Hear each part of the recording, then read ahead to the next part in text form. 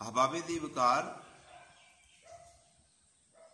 تنگ دستی واقعتاً ایک بہت بڑا امتحان ہے، اور اس میں اللہ کی مدد اگر شامل حال نہ ہو تو پورا اترنا بڑا مشکل ہے۔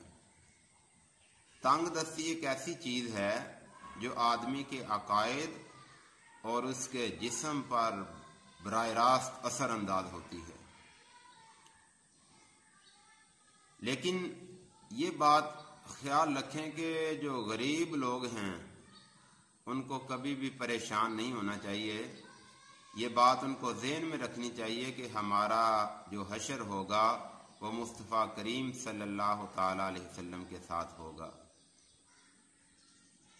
آپ علیہ الصلاۃ والسلام نے فرمایا کہ جو غریب لوگ ہیں وہ آدھا دن پہلے جنت میں چلے جائیں گے امیر لوگوں سے، اور آدھا دن وہ کتنا ہے؟ یہ ہمارے 12 گھنٹوں جیسا دن نہیں، بلکہ مقدارہ 50 الف سنہ، وہ 50,000 سال کا ایک دن ہوگا۔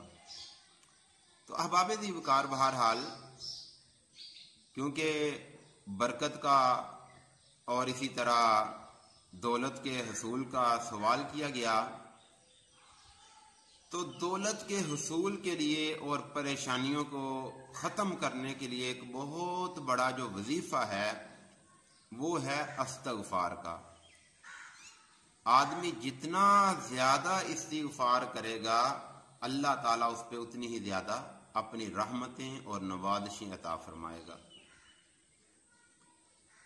قرآن پاک کو اٹھاؤ، دیکھو سورۃ النوح کے اندر جب حضرت نوح علیہ الصلوۃ والسلام کی قوم نے آپ کی بات کو نہ مانا تو کیا ہوا؟ بالآخر 40 سال کے بعد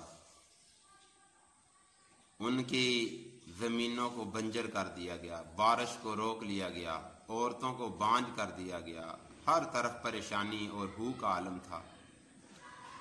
تو اللہ کے محبوب پیغمبر حضرت نوح علیہ الصلوۃ والسلام نے انہیں کیا فرمایا تھا؟ فرمایا فَقُلْتُ اسْتَغْفِرُوا رَبَّكُمْ إِنَّهُ كَانَ غَفَّارًا۔ یا لوگو، ابھی بھی آ جاؤ اللہ کی طرف اور استغفار کرو۔ استغفار ایک ایسا پاورفل وظیفہ ہے کہ جس کی وجہ سے اللہ تعالیٰ اپنے بندے کو معافی عطا فرما دیتا ہے۔ جب اللہ راضی ہو جائے تو پھر بندے پہ نہ ہی مالی پریشانی آتی ہے، نہ ہی جانی، نہ ہی کوئی اور پریشانی آتی ہے۔ حضرت حسن رضی اللہ تعالیٰ عنہ، آپ کے پاس ایک آدمی آیا، آ کر کے کہنے لگا کہ اے مولا حسن، بارشیں نہیں ہو رہی، قحط سالی ہو گئی ہے۔ تو آپ نے فرمایا کہ بھئی استغفار کی کثرت کرو۔ چلا گیا، دوسرا آدمی آیا، اس نے آ کر کے کہا کہ میرے پاس اولاد کی قلت ہے، اولاد کے بارے میں سوال کیا۔ تو آپ نے اسے بھی فرمایا کہ استغفار کیا کرو۔ تیسرا آدمی آیا، اس نے زمین کی پیداوار کی قلت کا سوال کیا، تو آپ نے اسے بھی وہی جواب ارشاد فرمایا کہ استغفار کیا کرو۔ چوتھا آدمی آیا، آ کر کے عرض گزار ہوا کہ میرے پاس مال کی کمی ہے، دنیا نے مجھ سے رخ موڑ لیا ہے۔ تو شہزادہ بطول حضرت حسن رضی اللہ تعالی عنہ نے اسے بھی وہی جواب عطا فرمایا کہ استغفار کی جو ہے وہ کوشش کرو۔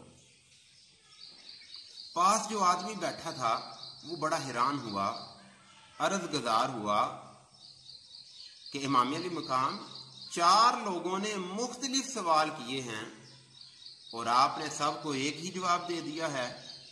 تو اس وقت مولا حسن رضی اللہ تعالیٰ عنہ نے یہ آیت پڑھی قرآن پاک کی۔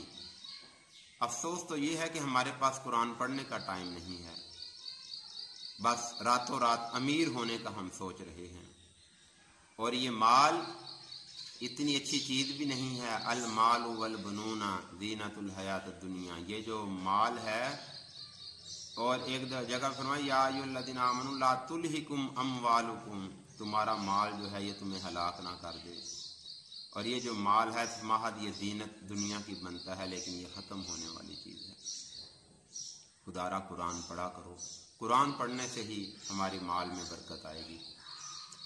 تو آپ نے اس آدمی کے سامنے یہ آیت تلاوت فرمائی، وَيُرْسِلُ السَّمَاءَ عَلَيْكُمْ مِدْرَارًا وَيُمْدِدْكُمْ بِأَمْوَالٍ وَبَنِينَ وَيَجْعَلْ لَكُمْ جَنَّاتٍ وَيَجْعَلْ لَكُمْ أَنْهَارًا، کہ استغفار کرو، کیا ہوگا؟ اللہ بارشیں بھی نازل فرمائے گا، اللہ بیٹے بھی عطا فرمائے گا، اللہ تمہیں نہریں بھی عطا فرمائے گا، تمہارے باغات میں بھی اللہ تعالیٰ برکتیں عطا فرمائے گا، تمہارے مال میں بھی برکت عطا فرما دے گا۔ ایک تو یہ وظیفہ ہے کہ استغفار بہت زیادہ کرو اور گناہوں سے بچو، نیک کام کرنے کی کوشش کرو، اس سے بڑا کوئی وظیفہ نہیں ہے۔ دوسرا، پیارے آقا علیہ الصلوۃ والسلام کے صحابی حضرت عبداللہ ابن مسعود رضی اللہ تعالیٰ عنہ، جب آپ کا آخری ٹائم آیا تو کیا ہوا؟ امیر المومنین خلیفۃ المسلمین حضرت عثمان بن نورین رضی اللہ تعالیٰ عنہ آپ کا حال دریافت کرنے کے لیے آئے، اور بعد میں پھر کہا کہ میں بیت المال سے تمہارے لیے کچھ بھیج دیتا ہوں۔ تو آپ نے فرمایا کہ مجھے ضرورت نہیں ہے، میرا تو اب آخری ٹائم آ گیا ہے۔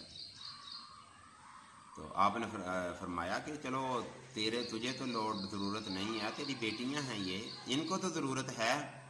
آپ نے فرمایا کہ میں نے اپنی بیٹیوں کو سورۃ الواقعہ، اذا وقعت الواقعہ لیس لوقعتها کاذبہ خافضۃ الرافعہ اذا رجت الارض رجا، یہ سورج جو ہے میں نے یاد کروا دی ہے، اور میرے پیارے آقا علیہ الصلوۃ والسلام نے ارشاد فرمایا ہے کہ جو بندہ اس سورت کو پڑھے گا اس کے گھر کے اندر تنگ دستی، غریبی، فاقہ نہیں آ سکتا۔ سبحان اللہ، دیکھیں صحابی رسول کا عقیدہ، اور ہمیں اپنے نبی کی باتوں پہ جو یقین ہونا چاہیے وہ ہے ہی نہیں، ہم ادھر ادھر بھاگتے پھر رہے ہیں، قرآن ہم پڑھتے ہی نہیں ہیں۔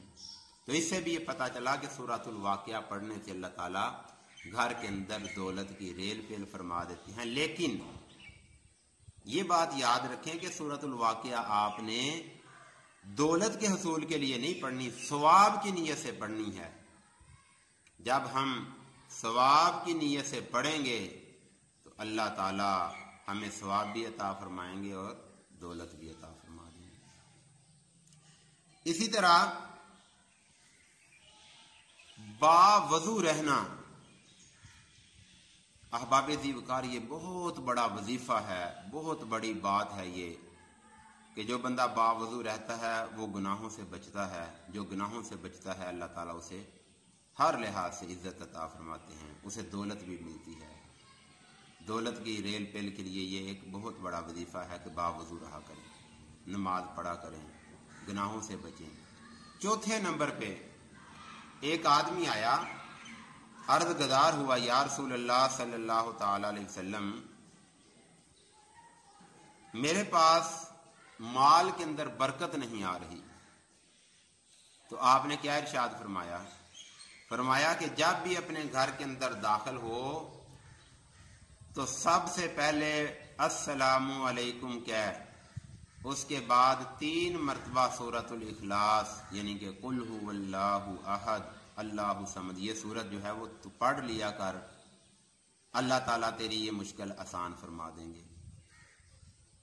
اور ذرا اپنے اوپر غور کریں کہ ہم یہ تو کہتے ہیں ہم امیر ہو جائیں، ہمارے پاس پیسہ آ جائے، عزت مل جائے، کبھی ہم نے اپنے گھر میں سلام لیے ہے؟ کبھی ہم نے سورۃ الفاتحہ یہ سورۃ الاخلاص پڑھی ہے اپنے گھر کے اندر داخل ہوتے ہوئے؟ اور سلام کے بارے میں تو یہ حکم ہے جسے جانتے ہو اس کے ساتھ بھی سلام لو، اور جسے نہیں جانتے اس کے ساتھ بھی سلام لو۔ ہم اپنے گھر والوں کو بھی سلام نہیں کہتے، سلامتی کی دعا نہیں ان کے لیے مانگتے۔ تو فرمایا جو بندہ یہ عمل کرتا ہے اللہ تعالیٰ اسے رزق عطا فرماتے ہیں، برکت والا رزق عطا فرماتے ہیں۔ اسی طرح باب ذی وقار ایک اور آدمی آ کر عرض گزار ہوا کہ یا رسول اللہ صلی اللہ تعالی علیہ وسلم، دنیا نے مجھ سے رخ موڑ لیا ہے، میں غریب ہو گیا ہوں، میرے پاس پیسے نہیں رہے۔